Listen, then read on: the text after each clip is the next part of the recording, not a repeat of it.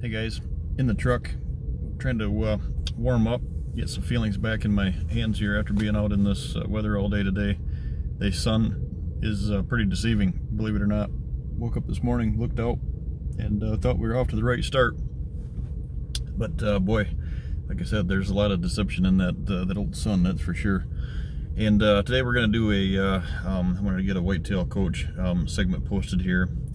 And talked to a gentleman last night, and it just kind of sparked something that I deal with all the time, talk to folks about, and touch on, and help try to get over the hurdle. And topic is reaching out to your neighbors, trying to stay positive on what your area has to offer, and how to go about that. I hear, everybody's heard it, the age-old saying, my neighbors aren't doing it. And, when it comes to whitetail management or property management or habitat improvements, whatever, it all ties together. My neighbors aren't doing it, and I know it's not going to work. And, I always go down that road of talking to folks like, when's the last time you reached out to your neighbors? Well, I haven't talked to him in, a year or two. Well, how do you know that he's not doing any habitat improvement? What did he shoot last year? And the answer is, well, nobody tells anybody what they've shot or what they've seen. And this whole habitat improvement thing, guys, that's why I feel so strongly about it, especially in a state like Michigan, New York, Pennsylvania, Wisconsin is a perfect example. Why I feel so strongly about that is pushing this, and especially these areas, these high pressured states, majority of small parcel properties here. The reason I feel so strongly about it is it can be done, it can be conquered. The problem with it is there's such a disconnect between the landowners in an area, and this may sound extreme, but what I run into all the time is there might be one or two properties, and I'm not talking large parcels, I'm talking small parcels, 20 or 40. There might be one or two parcels in a county in our area, or a lot of these areas, and like in the states, the states I just listed, the high pressure states, there might be one or two parcels in the county that are going above and beyond, and trying to not only implement habitat improvements, but trigger management, if that's what you want to do. And that is why what happens is you take one or two people in a county, and everywhere in between nothing's getting done. And it's stagnant. It's stagnant water to me, and that's why, years ago when the QDMA was actually making headway before they went in reverse, this is the power of putting signs up, and it's not a force feed situation. It's an education situation, and what I've seen is it's going to open a serious can of worms, but I'm okay with it because I feel very strongly about it. This is what exactly the reasons that we're running into. Everything, a lot of ties into this, but one of the main things is APRs. APRs, to the folks that want to do this and want to better the state, it's the states, I guess I'll throw in, Wisconsin's dealing with it right now too. That's great, and it does save some deer, but boy, it creates so much drama. It creates so much diversion. And you can't, where I lived in the state of Illinois, and this is no exaggeration, guys, you can't even say the word APR, the abbreviation APR in those states, in the state of Illinois, without getting run off people's farm. I mean, it got to a point down there where folks were petitioning the state that they weren't going to pay, and these are huge landowners, thousands of acres, that they weren't going to pay their taxes if they didn't pull it because of that force feed method. Is it great that if people want to manage it, it's extremely great. So I get told all the time you can't be a anti-APR guy in a pro habitat improvement and structure in the state, and that's furthest from the truth, because this is exactly what I've been preaching. This is exactly what I've been talking about for years, and that happens to someone that's in this industry like myself, where you deal with the customers, and this is the world that I'm in.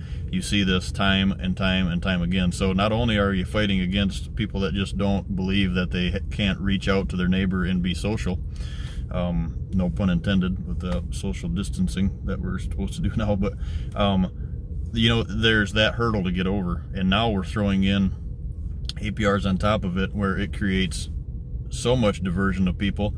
Nobody wants to talk about nothing. Nobody wants to share ideas, and that's, thank God for social media, that people can reach out to each other, see the benefits of what's going on, see what your neighbors are doing, and not in a negative way, in a positive way. So that gets people, in my opinion, gets people to step up to the plate if they want to. But boy, I've seen this, and I've spoke this for years, and I caught a lot of slack for it over the years, but this is exactly the reason why APRs and other bad legislation that's in the state is creating this huge separation in our world, and it's horrible.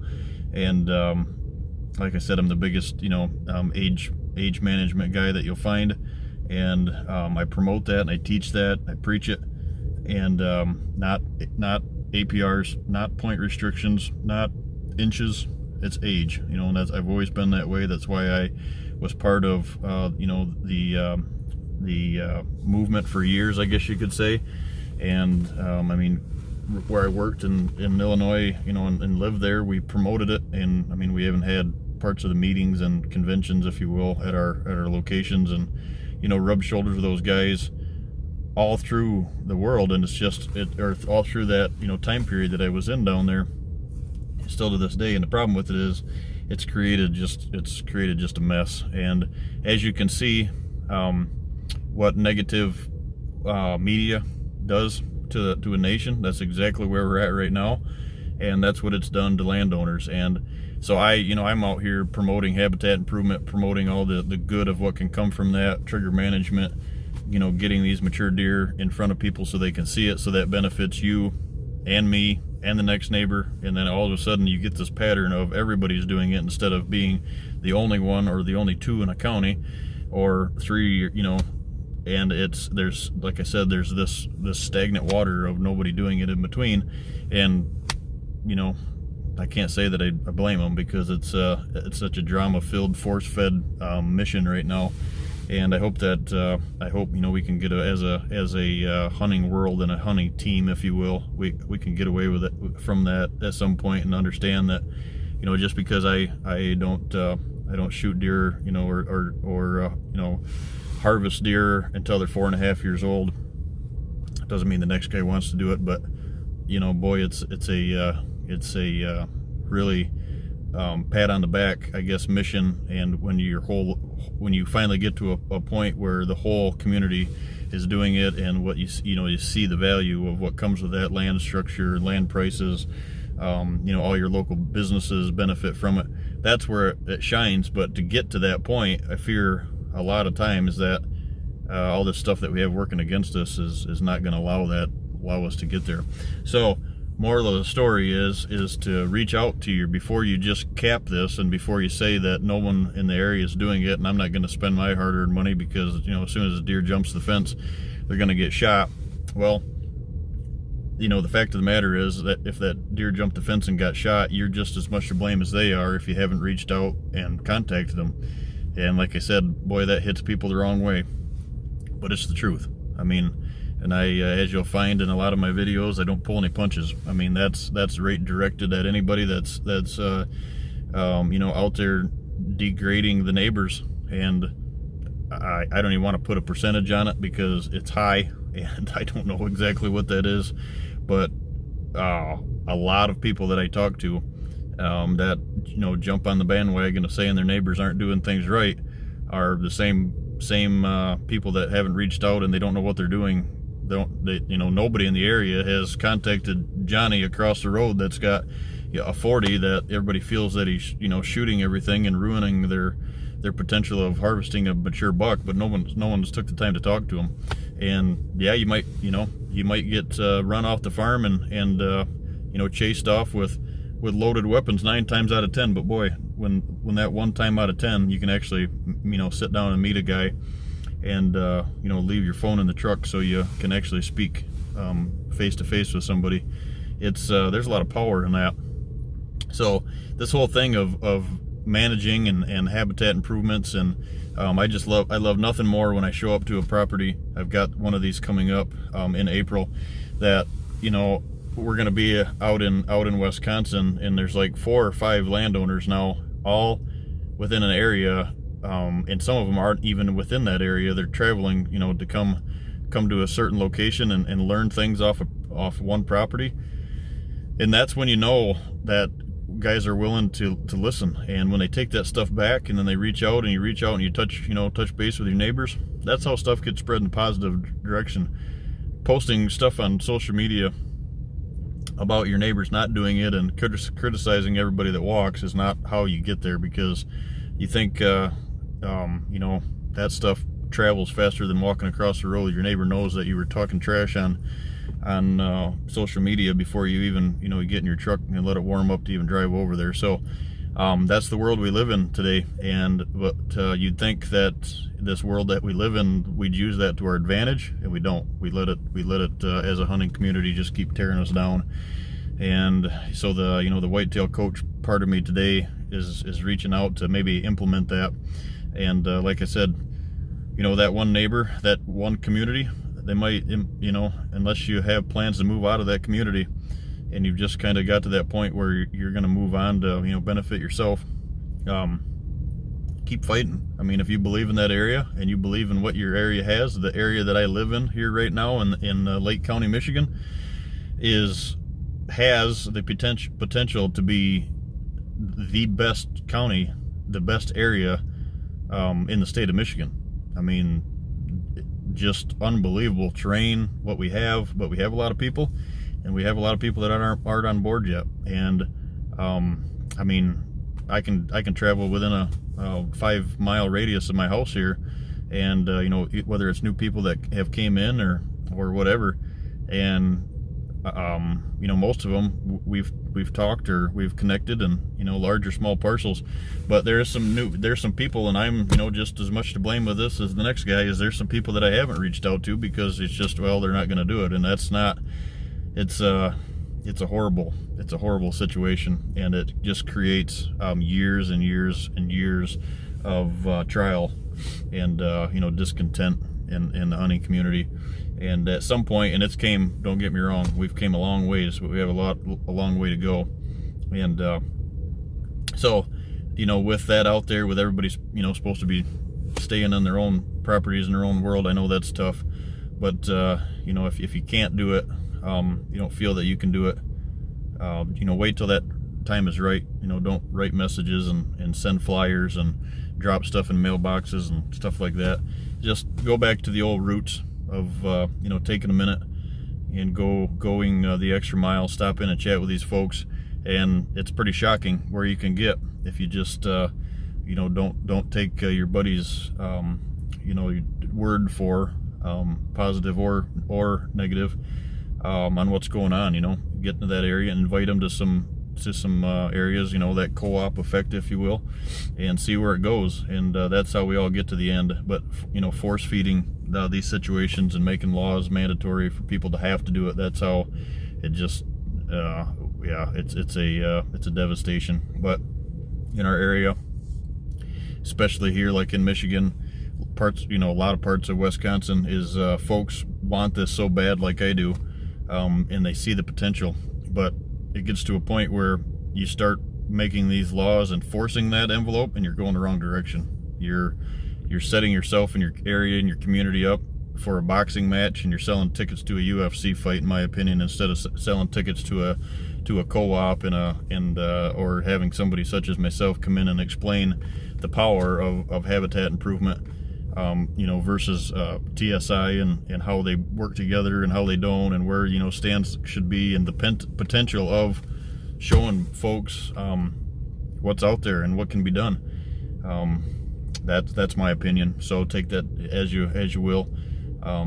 We need to, you know, kind of conjoin forces here as a team, if you will, more than what we have in the past, and especially with all the negativity and everything going on in the world right now, it just really makes you think, like, you know, boy, after, you know, speaking to that gentleman last night, it was like you just get to a point where it's easy to point a finger. It's people look at it as tough to go across the road, and I don't see it that way. I see it as a challenge, and I've been pretty fortunate in my life to be able to say that, you know, I can talk with anybody, and, you know, I've been told, and I can sell ice to the Eskimos at times, but you got to believe in what you're selling.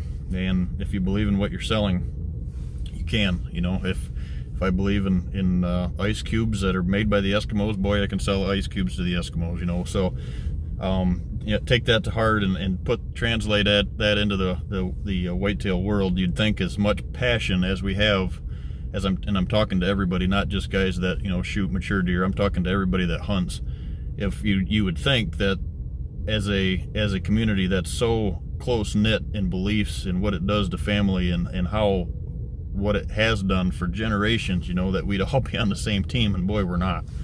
It's we're more separated now than we've ever been, you know, and in a lot of cases, a lot of areas are totally different. A lot of other cases are, I mean, the guys, you know, you can go to a lot of these places in the Midwest, and believe it or not, you know, these landowners that are landowners of all sizes of properties, whether they're you know, they're cash cropping as well, or they're farmers, or they're just, you know, they bought their farms as a hunting land. They're all having coffee and dinner and stuff together, and their families know each other. And it's to me, you know, I've said this to a lot of people, you know, you get down to Pike County, Illinois, or you drive through places, it just feels like in the Midwest, you know, it feels like you turn back time, you know, 25 years, 30 years, and the people get along, you know. And so what is that? And they've got, I mean, take Pike County, Illinois into you know, example. There's more people in that area now that own ground. I don't know what that is or what the statistic is or whatever, but there's more people in that area that own ground that are from other parts of the country that are either, you know, bought the land and moved in there, or, you know, or own ground and they live out of state. And but everybody's got the same, you know, mentality in mind, and but it's not the, you don't hear that, you know, if a guy down the road isn't managing, it's not posted all over town and being bashed on social media. It's looked at as a, you know, well, someday we'll get him on board. But until then, until you can say that you're one of the people pulling in the right direction and promoting that person, and you know, respecting his values, you're not that guy. And that happens. And I think what it is obviously there's, you know, 600,000 hunters here, you know, over 1 million tags sold this year in Michigan versus Illinois 250,000, Kansas 25,000. You know, it's totally two different worlds, and I get that. Trust me, I deal with it on a daily basis, you know, as far as the numbers in these crowded states, if you will. But if you look at the numbers, you know, numbers, power, there's power in numbers. Have you ever heard that? There's power in numbers. I hear that all the time. I never hear that in the hunting industry. You know, the more people that you get on a topic, the more people, the opposite direction you go. And I don't understand that. I guess I never will. But in my opinion, we all need to kind of gut check, reality check here at times, and start valuing each other and what we have to offer and where we're at. And like I said, you know, the deal is here is reaching out to your neighbor, getting all on the same page, you know, letting it be known in the area that you're not going to put up with, you know, whether it's trespassing or whether it's poaching or, you know, whatever the case is. And I can still remember the first or second year I lived in Illinois, a gentleman was caught down there for poaching. And there's a I could name the anybody that knows that area. I could name the little grocery store in the little town, but the cops got involved. They busted the gentleman for it, and they paraded him through the supermarket, if you will, with handcuffs on. The guys, the COs and the cops had to go in and get donuts or something to eat, so why not take the guy in with them? It was all over the paper. There was pictures. They just don't stand for it. You know, up here, the landowners are the ones doing it, not so much the, you know, so there's a lot of that goes on. So there's a lot of things that count against you. But like I said, I find a lot of times is it's a miscommunication. It's as simple as a miscommunication. You know, these and I've said this before on other videos, but other topics, but you know, we're handcuffing. There's a lot of these properties that are being handcuffed on the potential of these farms, because there's a lot of things that tie into that, you know. Just not being the stewards that we're you know, our mission is out there to be. And it's for whatever reason, it's you know, like I said, there's power in numbers, and boy, there's not too many industries in the world that have as much power, potential, people that know what it does to families and generations, like I said, that should be pulling in the same direction, and there's just a disconnect. And I think that's, you know, a lot to do with the world we live in, with social media and everything's out there. It's easier to talk to someone on social media than it is to, you know, to talk to them face to face, and that's sad. But so yeah, if you have those questions, if you need one of the things that I do during seminars or whatever that is, I have a pretty strong feeling or approach that I can get you and connected with your neighbor. There's things to do, ways to do that, things to talk about, off deer hunting topics to get you in there, to get you talking. But you know, you got to respect that. One of my biggest things is, guys, don't go into a neighbor situation, whether you're from, especially if you're from out of the area, but where I live here in that, you know, this mid-Michigan area, don't go into an area and, you know, and come across to somebody that you're bringing baked goods and a bunch of goodies, and you're trying to sweet talk them, because you're not the first guy that's brought them a box of chocolates to try to hunt their ground, or to try to get them to not, you know, to do some more trigger management. So that will count against you. It has for years. And not that the guy won't take your chocolates or his wife doesn't love them as well, but it's not going to get you anywhere. So there's a lot of things that you can talk of off topic: family structure, you know, what hunting is done in the past, or, you know, and then just ease into it. But this force feed method of it's going to be something that, like I said, you can go back years and years and years of people that know me. That's exactly why I've preached this for years, is this reason right here. So, like I said, if you got any questions or concerns or how-tos, or you wanna know how to get past that hurdle, if there's an area, I'm going to be doing more of it this year. But if there's a co-op or an area that, you know, wants somebody to chat with, to try to bring a community together that's not, you know, that's not together, reach out, and I'll rent the hall, and you know, we'll put stuff together. If we get past this mess that we're in now, we can actually be in, you know, one place together with more people than one. And yeah, and there's ways to do that, and it's powerful. And once you see it, you'll be a believer, and it'll connect you to no end with people. And like I said, if it's not an area where you plan on leaving and you want to get out anyway, but it's, you know, that's not a good idea to either. I mean, I plan on leaving. I'm selling my property and my house here shortly, and I continue to help this area as much as I can. I mean, I was just talking to a gentleman a couple of days ago that's a mile down the road from me, and he's got a neighbor that just sold, and he's worried about, what do I do? And same thing, get on the horn and make that connection, and make it now, because if you don't, you're gonna wish you would have. So like I said, reach out, guys. Enjoy the weekend here. We got a lot of good weather heading our way all over the country, and stay positive about this mess that we're in with the old coronavirus. We're gonna beat it, and but there's a lot of things that we need to beat as far with the hunting community too. So take that to heart, and we'll see you in the woods. Thanks, guys.